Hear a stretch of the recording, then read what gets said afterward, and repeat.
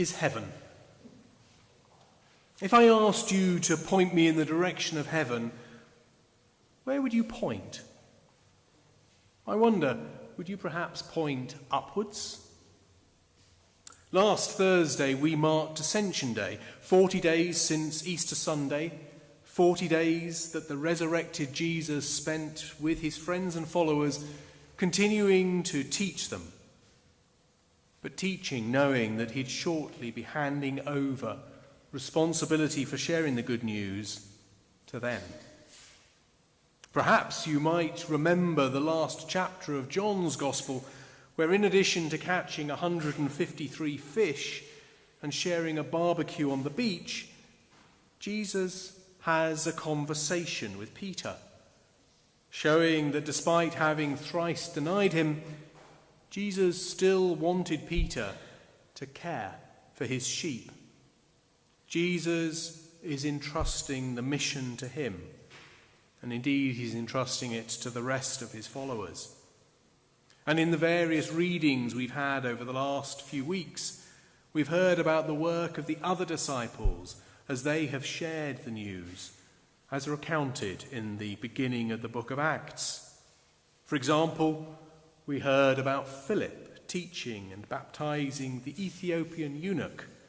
Perhaps, like me, you were puzzled as to how he managed to do this whilst riding along in a chariot, but it's as a result of that that Christianity spread to Ethiopia and the Ethiopian church was born. But after 40 days, Jesus ascended. He went up to heaven. Luke gives us two accounts of this, one at the end of his gospel and one at the start of the book of Acts. In the Acts account, Luke tells us, after he said this, he was taken up before their eyes, and a cloud hid him from their sight. This image of Jesus rising up and being hidden from their sight by clouds, an image depicted in a lot of art and stained glass. Indeed, one of our windows by the altar shows Jesus ascending to heaven. This suggests that heaven is somewhere up in the sky. Indeed, sometimes the sky is referred to as the heavens. Think of the phrase, "and the heavens opened," when a sudden downpour of rain occurs. Or if we look heavenward, generally we're looking up. Indeed, as he was martyred, Stephen looks up and sees Jesus at the right hand of God. At Jesus' baptism, heaven opened and a dove descended, again suggesting heaven was somewhere up. Or in John's Gospel, Jesus says, "For I have come down from heaven." And there are many, many more examples. So we could be forgiven for thinking that heaven is somewhere up there. But if heaven is up in the sky somewhere, how do we reconcile that with spacecraft travelling many miles, even millions of miles, above the earth, and yet not bumping into heaven on their way? Now, in considering heaven and where it is, we're considering the divine. And yet we're doing this within the limited capacity of our human brains. Sometimes we find it easier to simplify things so that we can have some grasp of them. For some, the idea of heaven being somewhere above us is helpful, as it was to the early Christians, giving an account of how the physical Jesus went from their presence, and then over the centuries as artists have depicted the event.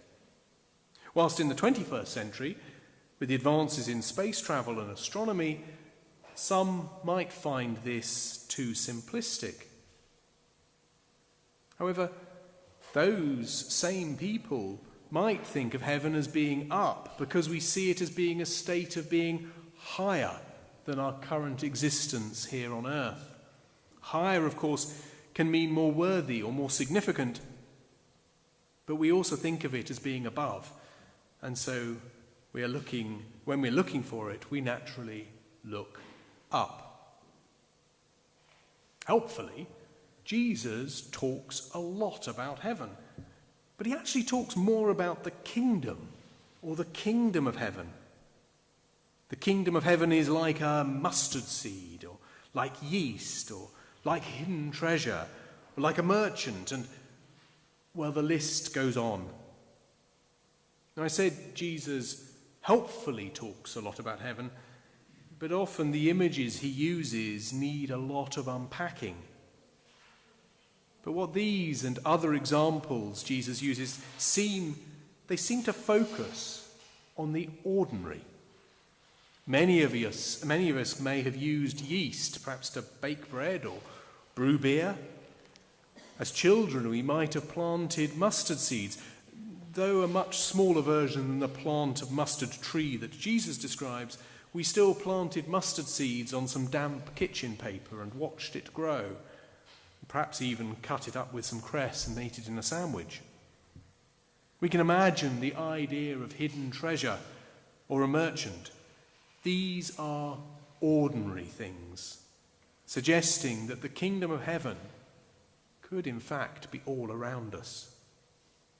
Indeed, in Matthew 26, where we have the story of the king separating the sheep and the goats, the righteous are surprised that their actions of feeding the hungry, giving refreshment to the thirsty, inviting in the stranger, clothing the naked, looking after the sick and visiting those in prison, were somehow for Jesus. As to them, these were such natural, ordinary actions that they almost overlooked having done them. And yet, these actions have brought them closer to Jesus, closer to God, and closer to building the kingdom of heaven. But note, the righteous in Matthew 26 didn't do these things for the reward or recognition they might receive. They did them because they saw them as the natural, ordinary way of behaving. So, what have my ramblings about heaven got to do with ascension? In his conversation with Nicodemus in John chapter 3, Jesus says, "No one has ever gone to heaven except the one who came from heaven, the Son of Man." The Son of Man being the way Jesus describes himself in John's Gospel. Up until this point, heaven has been closed because of the fall in the story of Adam and Eve. At death, all people went to Sheol. Sheol, a Hebrew word that's sometimes translated into English as the grave, or in the King James Version as hell. All people went there. And tradition holds that between the crucifixion and the resurrection, Jesus himself descended to Sheol to free those who had already died so that they could take their place in heaven. In the Apostles' Creed, we affirm this with the line, "He was crucified, died, was buried. He descended to the dead." Or the version we find in the Book of Common Prayer, "He descended to hell." And in the ascension, we have part of heaven coming down to earth and then returning to heaven in the person of Jesus. The new creation of heaven and earth coming closer together has started. And part of heaven has been left with us when Jesus returned. His teaching of how we should live, how we should love God, and how we should behave towards one another. But this is not so that we can earn our way into heaven. That's not something we'll ever be able to do. We'll never be able to do enough to deserve. And yet, through God's grace, we can be welcomed in. And yet, we can still show our love for God and for one another in how we live out our time here on earth, how we express our faith as Christians to each other and to those around us. And this is something that your PCC has been considering over the last few months. How do we, as a church community, express our love and faith to each other and to the wider community? In our Lent study this year, we used the Diocesan Come and See course, which focused on the commandments to love God and to love our neighbours. And so as a PCC, we have been considering what practical things we could do in church and in the wider community to express this love, for us to care for each other and for our community. We're not doing this because we want to win any brownie points, nor are we doing it because we feel we must. We're doing it because it's part of what being a Christian is, just as we see in the accounts of the early followers of Christ in the book of Acts. We already have a number of suggestions. Some of these are quite detailed, whilst others are more generic or high level. And these have been put on some boards which you can see at the side of church here. And after the service, there will be an opportunity for you to review these, and if you would like to add some further suggestions, there are post-it notes, coloured post-it notes under each of the boards where you can write your suggestion and add them to the boards. But whatever things we do will take resources, people and money to enable them to happen. And so you're also being asked to help us to prioritise which we should focus on first, and also those that you will be able to help us with, either as a volunteer or offering some financial support, or perhaps both. And to do this, you'll be invited to take 3 red stickers and 3 green stickers. And you'll be asked to put a red sticker against each of the 3 ideas that you think we should focus on first, and put a green sticker against the 3 ideas that you're able to help make happen with your help and or your financial support. Those attending at 9 a.m. were asked to do this, and you'll see some stickers already on there. And later today, we're inviting the wider community as well as the church community to join us here in church for some tea and some cake, and to add their ideas and to help us to prioritise.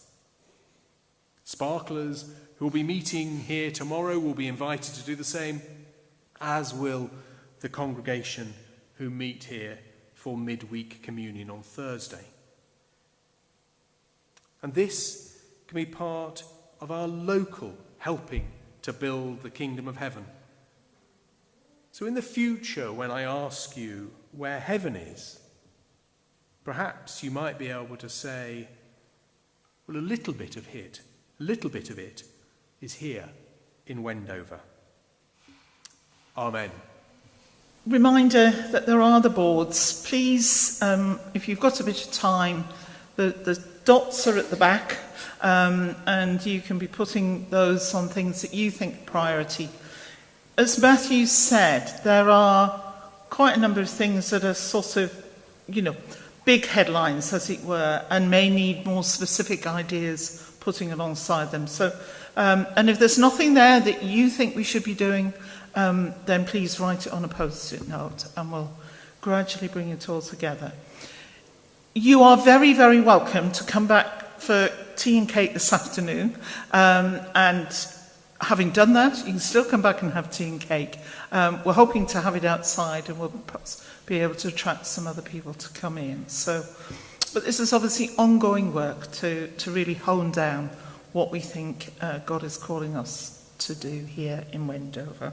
And thank you, Chris, for sort of recognising in prayers that, there is so much that we are doing, and we need to realise that. But it's finding what the next things are to be doing. A busy weekend next weekend. It is Christian Aid Week. Obviously, David spoke last week, and you can find that on the website or through the update if you didn't hear him. So there are envelopes around. You can give on the website. Next Saturday, 2:30 till 5, there's tea at the Manor House at Weston Turville. So you're very welcome to go along to that, and that's supporting Christian Aid. Then in the evening, there's Wendover Choral Society who've got a concert with Amersham Brass Band, so there's going to be quite an amazing noise, I think, here in church. And then next Sunday at 4 o'clock, we've got a choral evensong to celebrate Anne Berry's 100th birthday. So please do come along to that. Do encourage others to come who have known Anne, and we will celebrate with her in a way that is so appropriate for her. And she loves that evensong. If you're able to make a cake, because we'll do tea and cake afterwards, then we'd very much appreciate that as well. The following weekend, which is the bank holiday weekend, there's the tea dance here on the Saturday afternoon. I think those are the main things that we need to do. But Charles, I need you.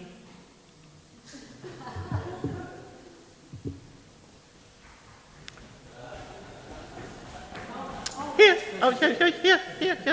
Oh. Hope you saw the flashy things. So there's a number on here. What number is it? 5. So the birthday is on Wednesday, but the party was yesterday. And Alana and Robert tell me that the house is absolutely teeming full with presents. So it means you've got to go to school on your birthday. Is that okay? Yeah, I'll manage that. But I think we need to sing happy birthday. These people will all sing happy birthday to you. Okay?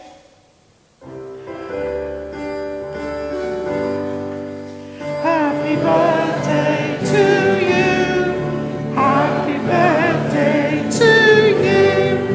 Happy birthday, dear Charles. Happy birthday to you. Whoa. Brilliant. If you went down there, everybody will see your flashing shoes. We had our 2.5-year-old grandson this week, and he had Crocs that had flashing starfish, I think they were. So, the things you can have when you're little.